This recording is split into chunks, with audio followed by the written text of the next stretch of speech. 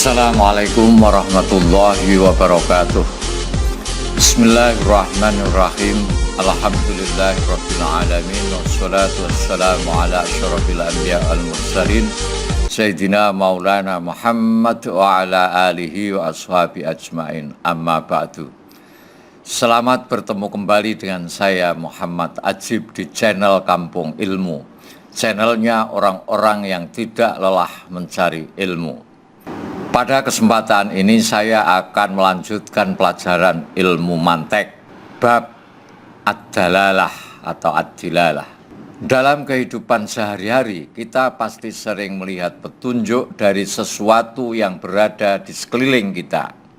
Baik itu dari buku yang kita baca, suara yang kita dengar, gerak yang kita lihat, bau yang kita cium, isyarat dan kode-kode tertentu yang kita tangkap, dan lain sebagainya.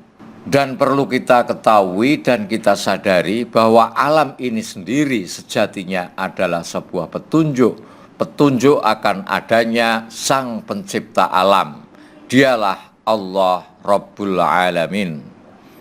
Kitab yang kita baca pasti ada mu'alifnya. Akal pikiran kita menolak kalau ada yang mengatakan alam ada tanpa pencipta. Seperti halnya akal kita mengatakan tidak mungkin sebuah kitab itu ada tanpa ada mu'alifnya. Apa yang kita baca, kita dengar, dan kita lihat di alam semesta ini pada dasarnya menunjukkan sesuatu. Meskipun tidak semuanya kita dapat memahami petunjuk-petunjuk dari sesuatu yang ada di sekeliling kita. Di saat kamu melihat temanmu berwajah murung, kamu akan berkesimpulan bahwa temanmu itu sedang sedih dan galau. Kalau kamu menatap wajah istrimu memerah, kamu akan sadar bahwa istrimu sedang murka dan marah.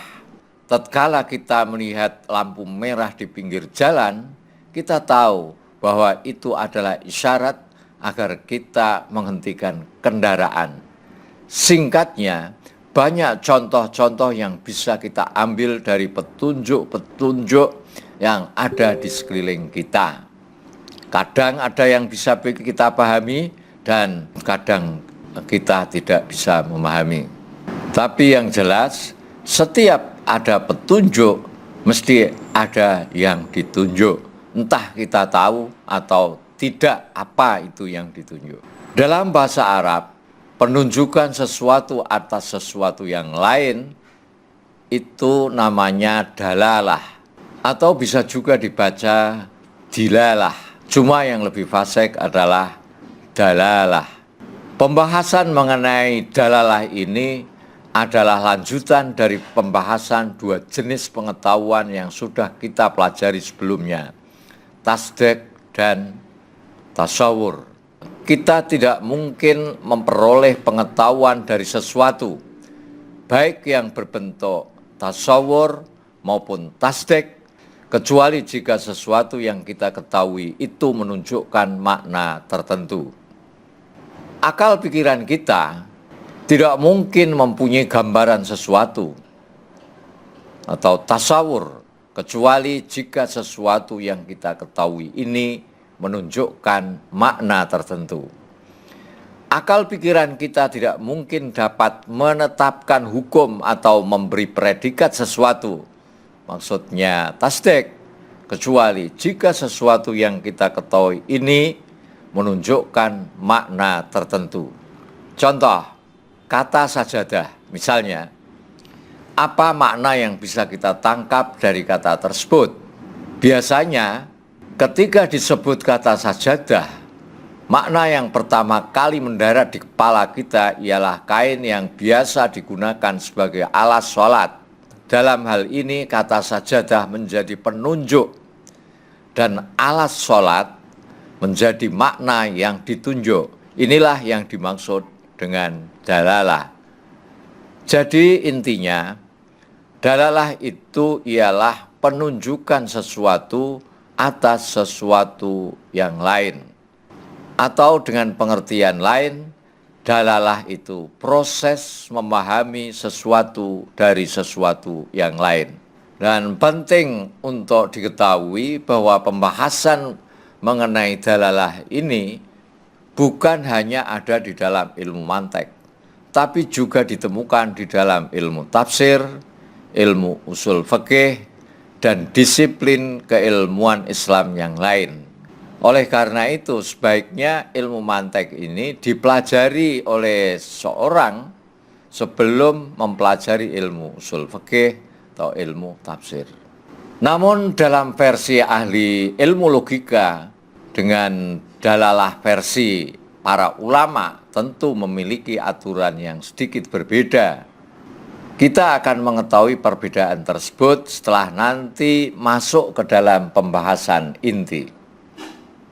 Sebelum kita masuk lebih jauh, ada baiknya kita jelaskan terlebih dulu apa yang dimaksud dengan dalalah.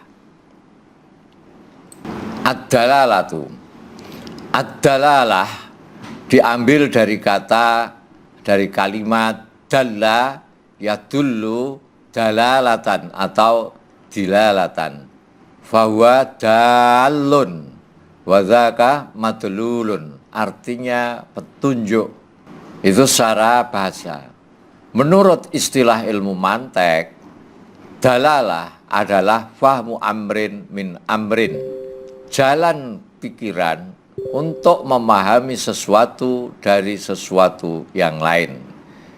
Misaluha, contohnya, idza kunta fi baitika fasami'ta torqan 'alal bab fasawfa yantaqilu dhihnuka mubasyaratan ila annahu yujadu syahsun indal bab wa tadhhab mubasyaratan ilaih.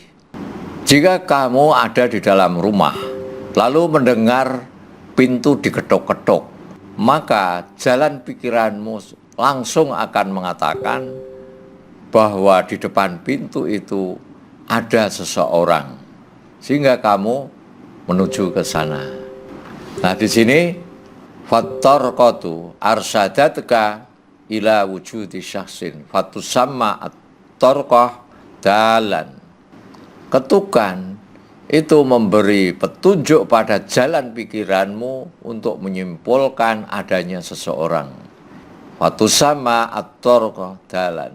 Maka ketukan itu disebut dalun. Wa wujudu syahsin indal bab yusamma madlulan.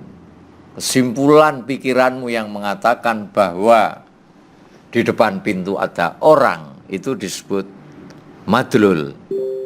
Wal irtibat al hasil bainad dal wal madlul wa adilalah. Pikiranmu yang kemudian menghubungkan antara dal dan madlul, itulah yang disebut dalalah. Maksudnya pindahnya jalan pikiranmu dari sebuah ketukan menuju seseorang, adanya seseorang, itulah yang disebut dalalah.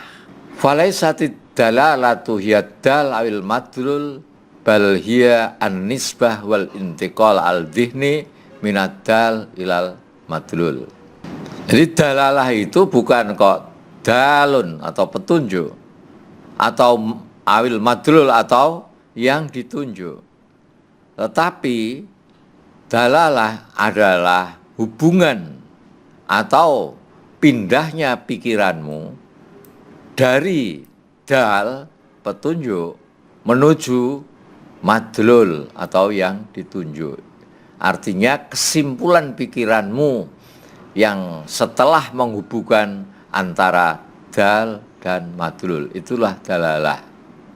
Ad-dal ialah sesuatu yang dibuat memahami sesuatu yang lain. Madlul ialah sesuatu yang dipahami dari sesuatu yang lain.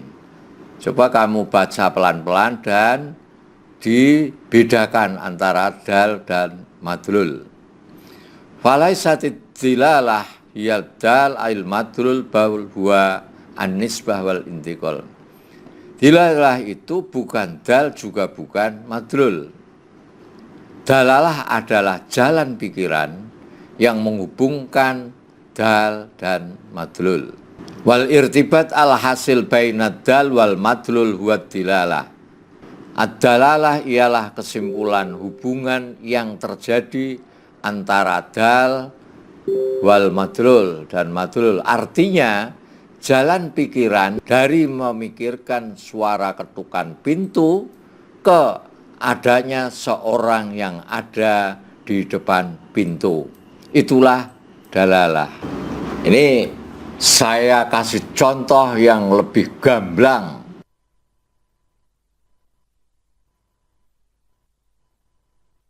Ketika kamu sedang enak-enaknya ngobrol bersama teman-temanmu, tiba-tiba kamu melihat asap hitam di atas pasar. Jalan pikiranmu akan mengatakan, pasti ada sumber api di suatu tempat di bawahnya, padahal kamu tidak melihat apinya. Misalnya, ketika kamu sedang enak-enaknya leyeh-leyeh atau tiduran sambil membayangkan wajah kekasihmu, tiba-tiba kamu mendengar suara keras di dapur. Grompiang, piar, piar. Spontan, bayangan wajah kekasih lenyap dari pikiranmu. Pikiranmu lalu beralih ke dapur dengan mengatakan, pasti ada seseorang atau seekor hewan di dapur yang menyebabkan jatuhnya benda-benda. Walaupun kamu belum melihatnya. Itu jalan pikirannya, umumnya orang seperti itu. Ketika kamu sedang naik kendaraan, lalu mendengar suara sirine ambulan, wing, wing, wing, di belakangmu, jalan pikiranmu akan mengatakan, pasti ada orang sakit atau jenazah dalam mobil ambulan itu. Padahal kamu belum melihatnya. Tapi ini adalah pikiran umumnya orang semacam itu. Dan itu tidak salah. Contoh lain, kamu punya seorang teman yang tampan, badannya padat berisi, baik hati lagi, sudah lama tidak berjumpa. Saat kamu ngaji di Pondok Nahdlatul Suban yang diasuh Kiai Haji Jumani, kamu ketemu dia, badannya kurus, wajahnya pucat, dan bicaranya lemah.